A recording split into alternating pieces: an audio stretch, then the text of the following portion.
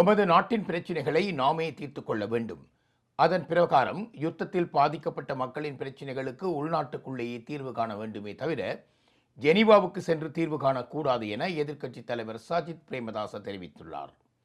பாராளுமன்றத்தில் நேற்று செவ்வாய்க்கிழமை நடைபெற்ற சட்டமூலம் மீதான விவாதத்தில் கலந்து கொண்டு உரையாற்றும் போதே இவ்வாறு அவர் தெரிவித்திருந்தார். Discover the magic of Sri Lanka with Satkin Holidays. Book your unforgettable adventure today with Satkin Holidays. எமது நாட்டில் இடம்பெற்ற யுத்தத்தில் பெற்றோரை இழந்த பிள்ளைகள் இப்போது வளர்ந்தவர்களாக இருப்பர். அன்று ஏற்பட்ட வேதனைகள் துன்பங்களை நாங்கள் அறிவோம். நானும் எனது தந்தையை பயங்கரவாத யுத்தத்தினாலேயே இழந்தேன். இதனால் எனக்கும் அந்த வேதனை புரியும். இராணுவ குடும்பங்கள் உள்ளிட்ட பாதிக்கப்பட்டவர்களின் வேதனைகளை நாம் அறிவோம்.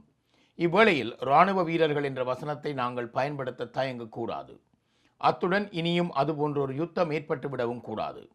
அவ்வாறு ஏற்படாத வகையில் நாங்கள் பார்த்து கொள்ள வேண்டும்.